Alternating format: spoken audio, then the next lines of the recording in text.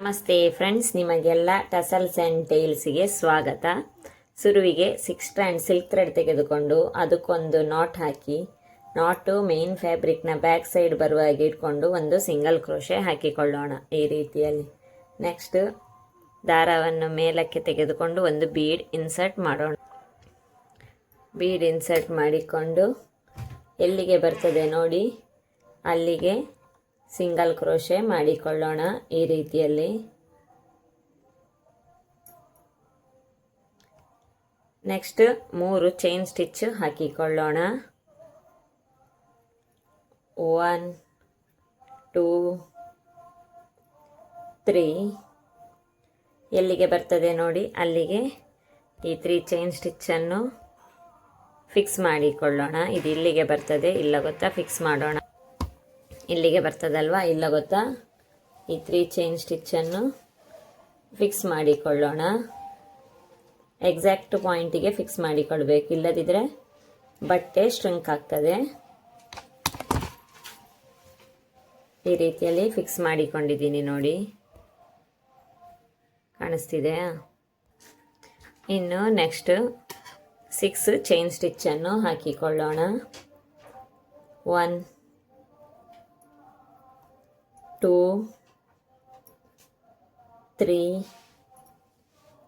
4 5 6 ಈ 6 chain ಸ್ಟಿಚ್ಚನ್ನು exact ಪಾಯಿಂಟಿಗೆ ನಾವು lock ಮಾಡಿಕೊಳ್ಳಿಕ್ಕಿಲ್ಲ, ಅದಕ್ಕಿಂತ 2 ಚೈನ್ ಸ್ಟಿಚ್ಚು ಬ್ಯಾಕಲ್ಲಿ ಲಾಕ್ ಮಾಡಿಕೊಳ್ಳೋಣ. ಅಂದರೆ ಇದು 4 ಚೈನ್ ಸ್ಟಿಚ್ಚು ಗ್ಯಾಪ್ ಎಲ್ಲಿಗೆ ಬರ್ತದೆ ನೋಡಿ, ಇದು ಇಲ್ಲಿಗೆ ಬರ್ತದಲ್ವಾ, 4 ಚೈನ್ ಸ್ಟಿಚ್ಚು ಅಲ್ಲಗೊತ್ತಕ್ಕೆ ಲಾಕ್ ಮಾಡಿಕೊಳ್ಳೋಣ. ಸ್ವಲ್ಪ ಯು ಶೇಪಲ್ಲಿ ಬರಬೇಕು, ಅದಕ್ಕೋಸ್ಕರ ಈ ರೀತಿಯಲ್ಲಿ ಮಾಡೋದು. ಈಗ ನೋಡಿ, ಇದು ಯು ಶೇಪಲ್ಲಿ ಕೂತಿದೆ ನೋಡಿ, ಆರ್ಚ್ ಕಾಣಿಸ್ತಿದೆಯಾ? ಇನ್ನು ಇವಾಗ 6 ಚೈನ್ ಸ್ಟಿಚ್ ಹಾಕಿಕೊಳ್ಳೋಣ. 1 2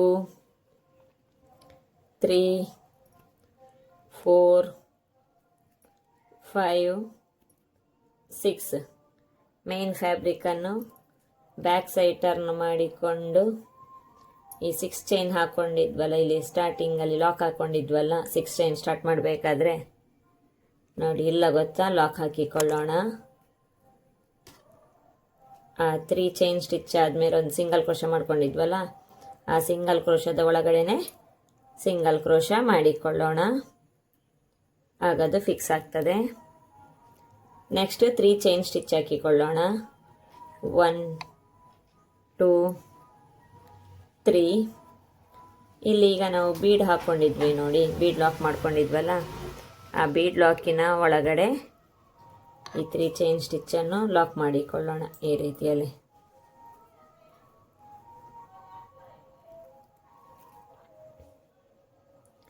ಫ್ಯಾಬ್ರಿಕನ್ನು ಸೀದಾ ಸೈಡಿಗೆ ಟರ್ನ್ ಮಾಡಿಕೊಳ್ಳೋಣ. ಈ ರೀತಿಯಲ್ಲಿ ವರ್ಕ್ ಕಾಣಿಸ್ತದೆ ನಿಮಗೆ ನೋಡಿ, ಈ ರೀತಿಯಲ್ಲಿ ಇದು ಯು ಶೇಪ್ ಇದೆ, ಇದು ಹೀಗೆ ಇದೆ. ನೆಕ್ಸ್ಟ್ ಸೂಜಿ ಮೇಲೆ ಒಂದು ಸತಿ ದಾರ ಸುತ್ತಿಕೊಂಡು ಈ 6 ಚೈನ್ ಸ್ಟಿಚ್ ಇದು ಗ್ಯಾಪ್ ಇದೆ ನೋಡಿ, ಆ 2 ಗ್ಯಾಪಿನೊಳಗಡೆನೂ ಒಟ್ಟಿಗೆ ತೆಗೆದುಕೊಂಡು ಡಬಲ್ ಕ್ರೋಶೆ ಮಾಡಿಕೊಂಡು ಹೋಗೋಣ.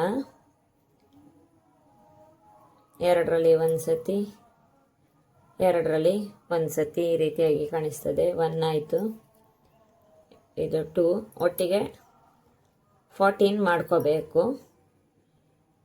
7 ಆದಮೇಲೆ ಒಂದು ಗೋಲ್ಡ್ ಬಟನ್ ಇನ್ಸರ್ಟ್ ಮಾಡೋಣ, ಇಲ್ಲ ಎವ್ರಿ ಟೈಮ್ ಕೂಡ ಮಾಡಿಕೊಳ್ಬೋದು ನೀವು ಬೇಕಾದರೆ.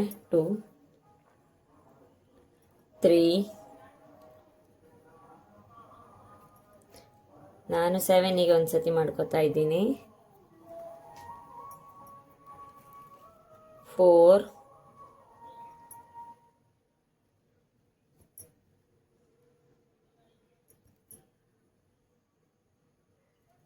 ತುಂಬ ಸುಲಭವಾದ ಸಿಂಗಲ್ ಸ್ಟೆಪ್ ಡಿಸೈನ್ ಆಗಿರ್ತದೆ.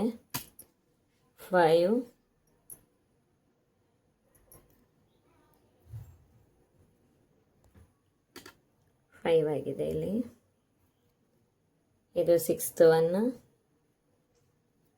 ಇಲ್ಲಿ ಡಬಲ್ ಕ್ರೋಶ ಅಲ್ಲದಿದ್ದರೆ ನೀವು ತ್ರಿಬಲ್ ಕ್ರೋಶ ಕೂಡ ಮಾಡ್ಕೋಬೋದು. ತ್ರಿಬಲ್ ಕ್ರೋಶ ಆದರೆ ಸ್ವಲ್ಪ ಟೈಮು ಜಾಸ್ತಿ ತಗೋತದೆ. ಡಬಲ್ ಕ್ರೋಶ ಆದರೆ ಬೇಗನೆ ಮಾಡಿ ಮುಗಿಸ್ಕೋಬೋದು.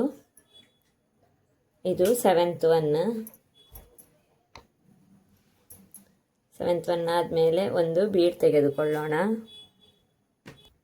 ನೀವು ನಿಮ್ಮ ಇಷ್ಟದ ಯಾವ ಶೇಪಿನ ಬೀಡ್ ಬೇಕಾದರೂ ತೆಗೋಬೋದು. ನನ್ನ ಹತ್ರ ಈ ಶೇಪಿದು ಬೀಡ್ ಇತ್ತು ಅಂತ ಹೇಳ್ಬಿಟ್ಟು ನಾನು ಈ ಶೇಪಿನ ಬೀಡ್ ತೆಗೆದುಕೊಳ್ತೀನಿ. ಹೇಗೆ ಕಾಣ್ತದೆ ಅಂತ ನೋಡೋಣ. ಬೀಡ್ ಲಾಕ್ ಹಾಕ್ಕೊಳ್ಳಿಕ್ಕಿಲ್ಲ, ಡೈರೆಕ್ಟ್ ಡಬಲ್ ಕ್ರೋಶೆ ಮಾಡಿಕೊಂಡು ಹೋಗಲಿಕ್ಕೆ.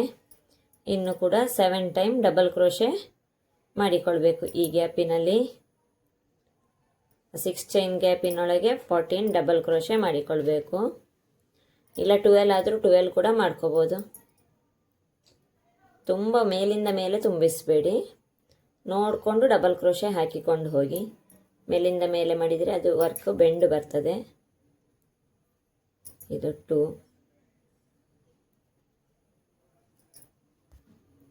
ಇದು ಥರ್ಡ್ ಒನ್.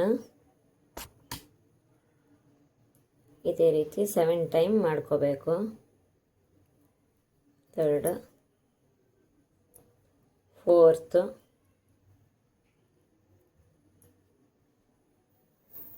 ತುಂಬ ಸುಲಭ ಇದೆ ಈ ಡಿಸೈನು, ಸಿಂಗಲ್ ಸ್ಟೆಪ್ ಆದ ಕಾರಣ. ಫಿಫ್ತ್,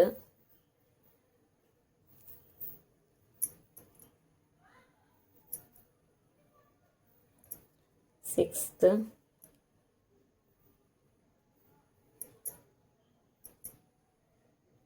ಇದು ನ್ಯೂ ಪ್ಯಾಟರ್ನ್ ಅಂತಲ್ಲ, ಸ್ವಲ್ಪ ಸಮಯ ಮೊದಲು ಕೂಡ ಈ ಪ್ಯಾಟರ್ನ್ ಇತ್ತು ಟ್ರೆಂಡಲ್ಲಿ. 7th ಡಬಲ್ ಕ್ರೋಶದಲ್ಲಿ ಇದ್ದೀವಿ ನಾವು. 7th ಡಬಲ್ ಕ್ರೋಶ ಆಯಿತು. ಆರ್ಚು ಈ ರೀತಿಯಾಗಿ ಕಾಣಿಸ್ತದೆ ನೋಡಿ.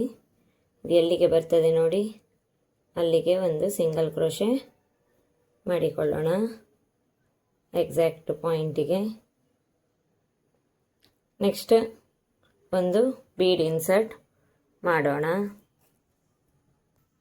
ಬೀಡ್ ಇನ್ಸರ್ಟ್ ಮಾಡಿಕೊಂಡು ಒಂದು ಸಿಂಗಲ್ ಕ್ರೋಶೆ ಮಾಡಿಕೊಳ್ಳೋಣ. ಎಲ್ಲಿ ಬರ್ತದೆ ನೋಡಿ, ಅಲ್ಲ ಗೊತ್ತಾ, ಎಕ್ಸಾಕ್ಟ್ ಪಾಯಿಂಟಿಗೆ ಸಿಂಗಲ್ ಕ್ರೋಶೆ. ಇನ್ನು ಕುಚ್ಚು ಕಟ್ಟಲಿಕ್ಕೆ 3 ಚೈನ್ ಸ್ಟಿಚ್ ಹಾಕಿಕೊಳ್ಳೋಣ. 1 2 3 ಎಲ್ಲಿಗೆ ಬರ್ತದೆ ನೋಡಿ, ಅಲ್ಲಿಗೆ ಸಿಂಗಲ್ ಕ್ರೋಶೆ ಹಾಕಿಕೊಳ್ಳೋಣ. ಇದು ಇಲ್ಲಿಗೆ ಬರ್ತದೆ, ಇಲ್ಲ ಗೊತ್ತಾ, ನಾನು ಸಿಂಗಲ್ ಕ್ರೋಶೆ ಹಾಕಿಕೊಳ್ತೀನಿ. 3 ಚೈನ್ ಸ್ಟಿಚ್ಚು. 3 ಚೈನ್ ಸ್ಟಿಚ್ ಆದಮೇಲೆ ಇನ್ನೊಂದು ಬೀಡ್ ಇನ್ಸರ್ಟ್ ಮಾಡೋಣ.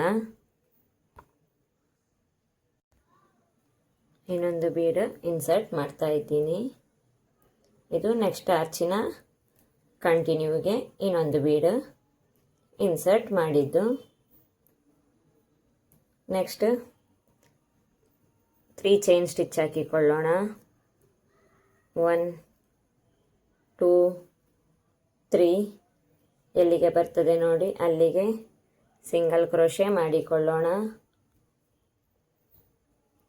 ನೆಕ್ಸ್ಟ್ 6 ಚೈನ್ ಸ್ಟಿಚ್ ಹಾಕಿಕೊಂಡು 4 ಚೈನ್ ಸ್ಟಿಚ್ ಗ್ಯಾಪಲ್ಲಿ ಸಿಂಗಲ್ ಕ್ರೋಶೆ ಮಾಡಿಕೊಳ್ಳಿಕ್ಕೆ. ಮತ್ತು ಫ್ಯಾಬ್ರಿಕ್ಕನ್ನು ಬ್ಯಾಕ್ ಟರ್ನ್ ಮಾಡಿ ಇದೇ ರೀತಿ ಆರ್ಚ್ ಮಾಡಿಕೊಂಡು ಹೋದರೆ ಆಯಿತು. ನಾನು ವರ್ಕನ್ನು ಫೈನಲ್ ಲುಕ್ ಕೊನೆಯಲ್ಲಿ ತೋರಿಸ್ತೀನಿ.